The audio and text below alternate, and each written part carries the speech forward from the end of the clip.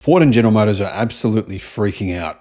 The CEO of Ford, he's having a panic attack. I mean, he's saying that basically the American automotive industry will be decimated if these tariffs go ahead. Farley is sounding the very urgent red alarm over President Donald Trump's threats of tariffs and intent to reverse Biden-era infrastructure laws, saying the administration has good intentions, but is causing the automaker some major stress. Hello, my friends. Welcome to the channel.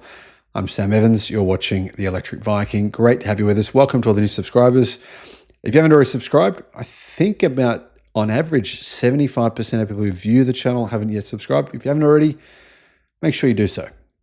President Trump has talked a lot about making our US auto industry stronger, bringing more production here, more innovation to the United States. And if this administration can achieve that, it would be, I think, one of the most signature accomplishments, said Farley at the Wolf Research Auto Tech and Semiconductor Conference. So far, what we're seeing, he said, is a lot of cost and a lot of chaos. Now, here's why. Ford and General Motors manufacture a lot of cars in Mexico and some in Canada. And if there is a 25% tariff on cars made in Mexico in particular, but also Canada, then they're in trouble because a huge amount of their cars are made in those countries. And they won't make any money on those cars. They'd be making a loss if they were to keep the prices where they're at. Trump threatened to impose 25% tariffs on goods coming from Mexico and Canada, though on Feb the 3rd, he postponed them for a month in exchange for border security measures. But now Trump is threatening 100% tariffs on cars from Canada. Let's be real honest. Long-term, 25% tariffs across the Mexican and Canadian border would blow a hole in the US industry that we have never seen, Farley said. Frankly, it gives free rein to South Korean and Japanese and European companies that are bringing 1.5 to 2 million vehicles into the US that wouldn't be subject to those Mexican and Canadian tariffs. It would be one of the biggest windfalls for those companies ever in history. I'm pretty sure Trump knows this. I'm going to assume he'd put a 25% tariff on them as well. Meanwhile, we're USMCA compliant for almost all of our content, and to have that kind of a size of a tariff would be devastating.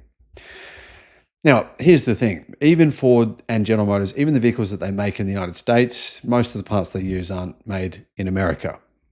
So, their vehicles aren't all that American, to be honest.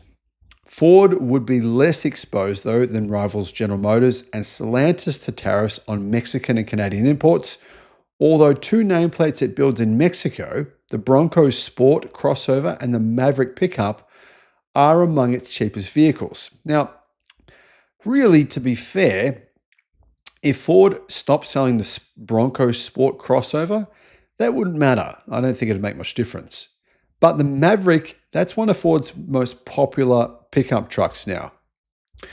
If the tariffs are imposed, General Motors executives believe they could take actions to mitigate 30 to 50% of the impact without the need for additional capital, said Mary Barra. But Mary Barra can sometimes twist the truth a little bit.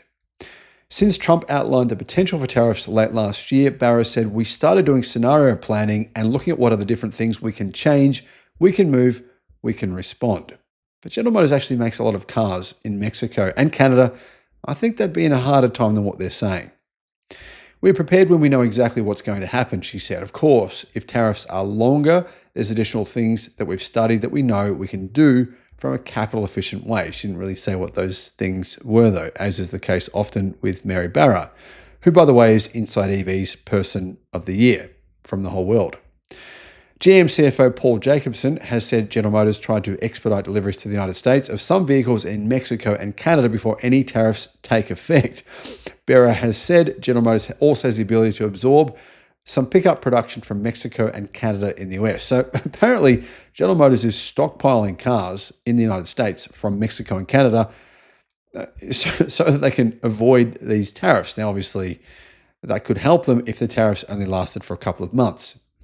Farley said that if the Trump administration repeals certain elements of the Biden-era Inflation Reduction Act, it would put jobs and investments at plants in Ohio, Michigan, Tennessee, and Kentucky, some of those obviously red states, at significant risk. Trump already called for a pause in the release of funds from the IRA and the Infrastructure Investment and Jobs Act.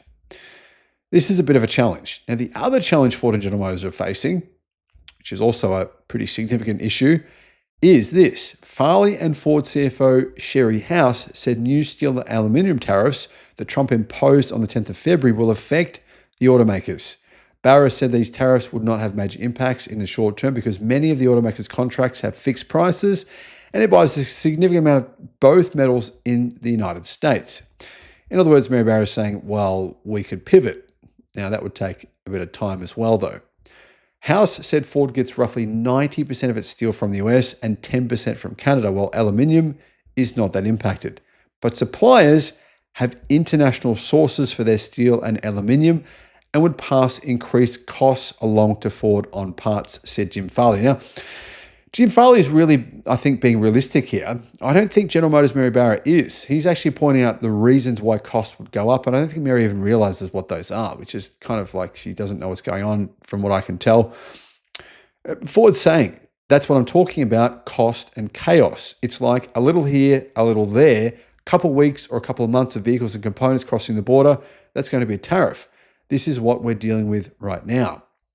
And the key issue here is that if Ford is going to have to pay it, General Motors is as well. And it's going to be worse for GM because, like I said, more of their cars are made outside of the United States. And if there are steel and aluminium tariffs, they will affect the cost of those products for General Motors equally as what they'll affect Ford. Jim Farley said he plans to visit Washington on the 12th of February.